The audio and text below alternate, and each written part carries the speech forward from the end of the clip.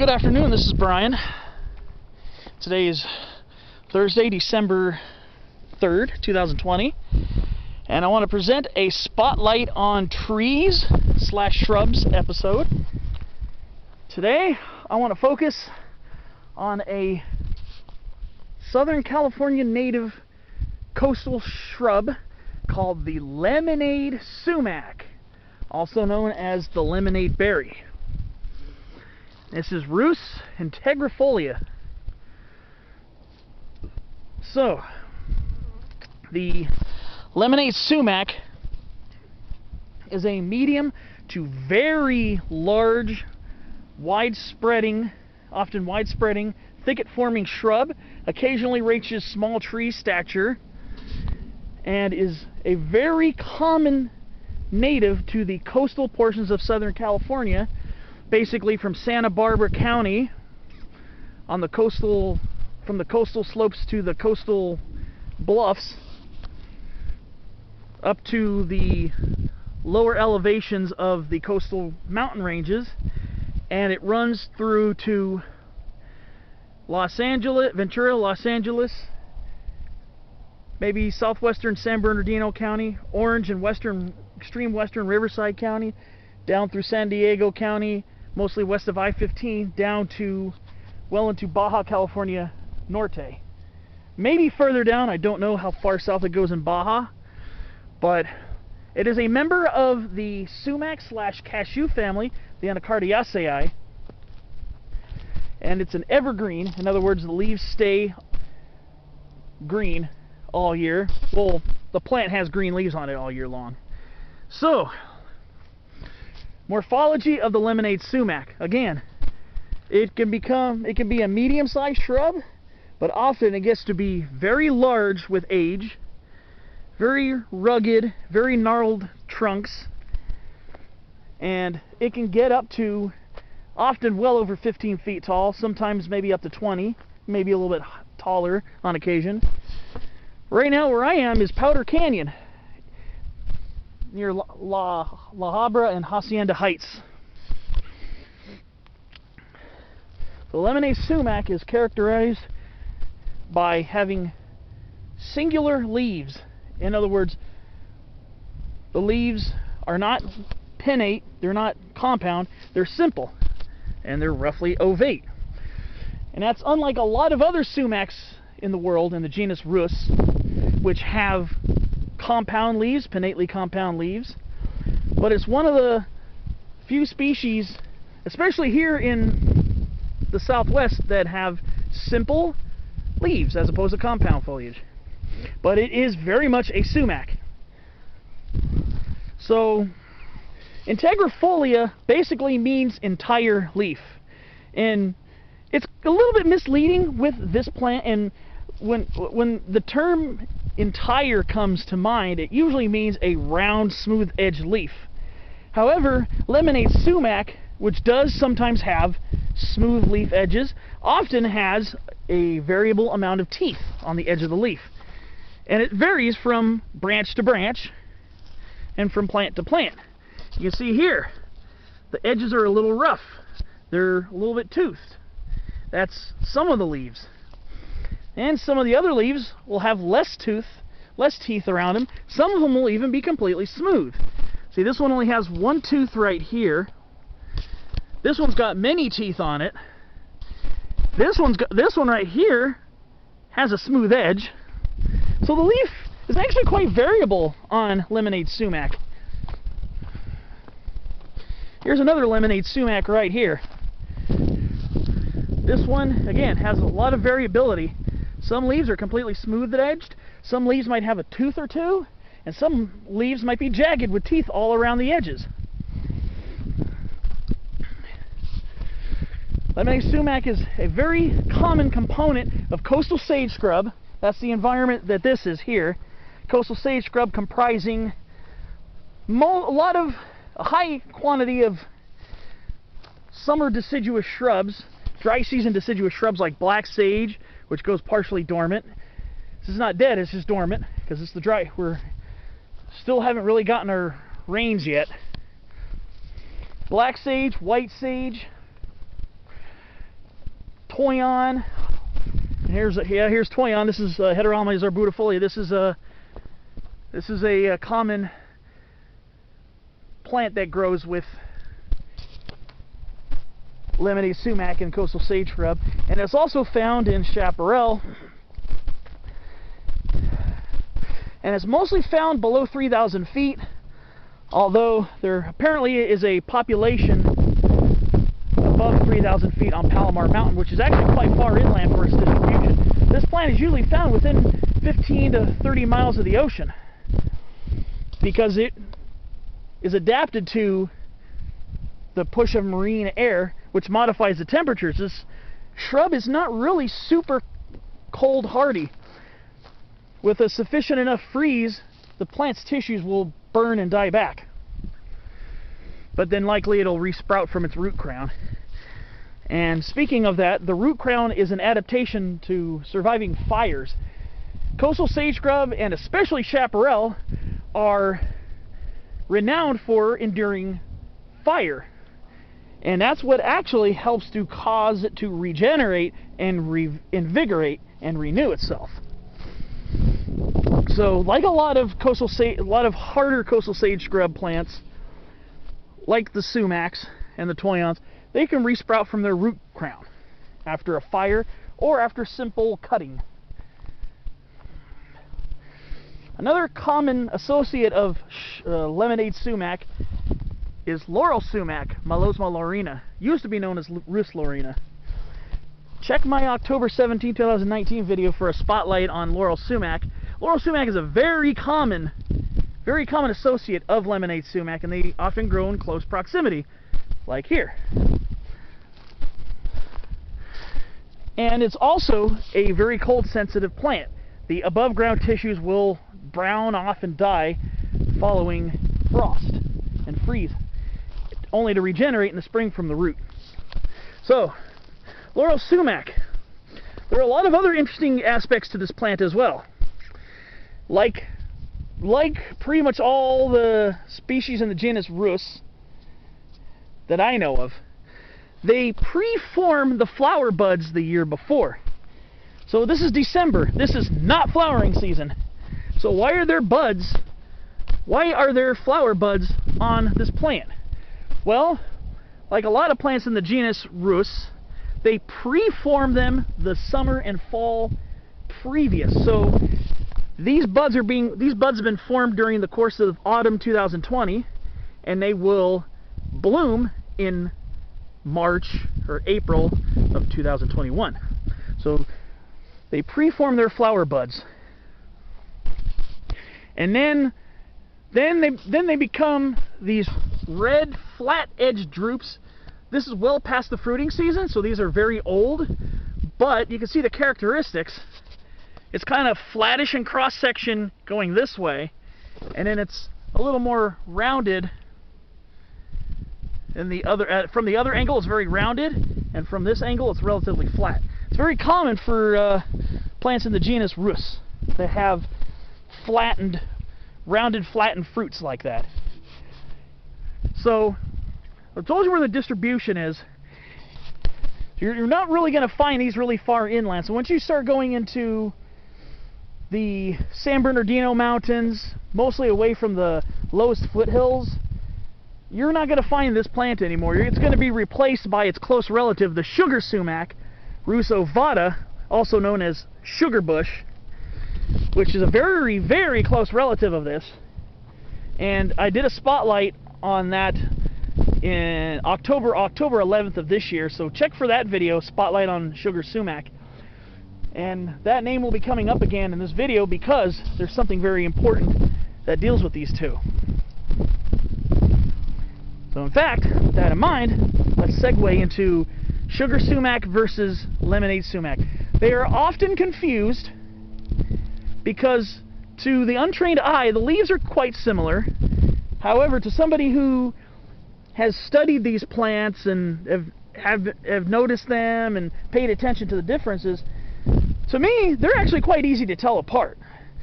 So, we already talked about sugar sumac. Well, we already talked about lemonade sumac having these rounded leaves, and they're relatively flat, sometimes convex, you know, because they're kind of folded over a little bit. In other words, they kind of curl underneath. You can see here, it curls up from the top down just a little bit on some of them. Some leaves are just completely flat. Some of them are a little bit convex. And then sugar sumac also has rounded, ovate-shaped leaves. But A, the leaves are generally larger. B, the leaves are mostly folded up at the midrib. So they actually fold upwards like a taco shape. So those are two ways you could tell lemonade and sugar sumac apart. Fortunately, there is no sugar sumac around here to my knowledge. I have yet to see it here in Powder Canyon. I have seen these plants grow together, and they do at the more coastal end of the sugar sumac range, meeting the further inland limit of the lemonade sumac range. So they do intergrade, and that what might cause even more confusion, the hybridization. These two are known to hybridize, and I have seen it on several occasions. So when you have a hybrid between lemonade sumac and sugar sumac, you're going to get characteristics that are very intermediate between the two.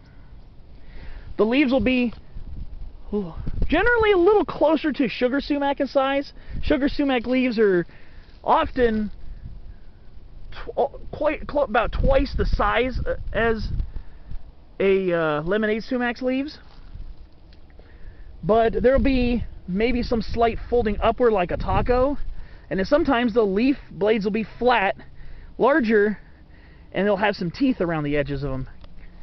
Now sometimes sugar sumac can have occasional teeth on the edges of their leaves. It's just not very common, but it does happen. But a lot of times, once you see an intermediate characteristic between them, you're looking at a hybrid between the two. So the leaves will be significantly larger than lemonade sumac, but they won't be quite as strongly folded up. A lot of times they'll be pretty flat too. So kind of flatter, more akin to the lemonade sumac. So now we got the bark. Can't really see a good example of the bark on there, but before I came down here, I saw a pretty tall one. I don't know if I'll be able to get a good shot of it.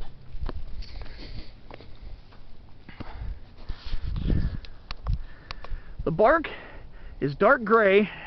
We can't really get a good shot of it here. It's very dark gray, and it's flaky, furrowed and flaky. Pretty common for lemonade sumac. And with age, they can form some fairly large thickets. Now they start off like any other shrub, you know, more modest in size. But I have seen specimens that spread like sometimes more than 40 feet wide. There's a pretty good example. This one's pretty widespread. It goes from there all the way to in there, right by the Laurel Sumac. So lemonade sumac is a pretty widespread shrub. I want to find a better view of the bark. It's kind of like alligator skin a little bit.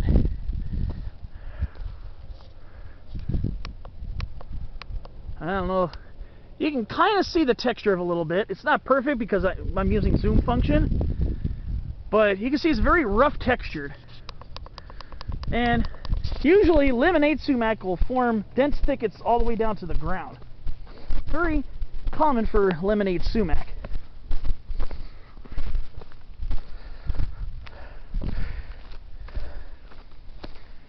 See some more coming up.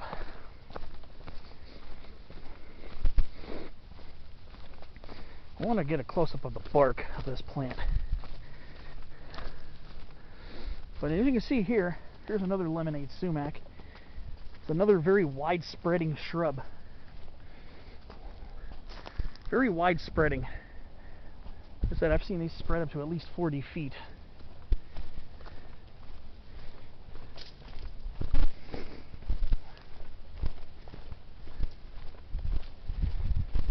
Let's see.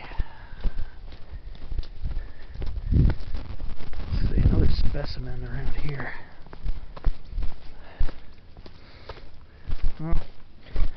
Well, let's do another contrast with Laurel Sumac.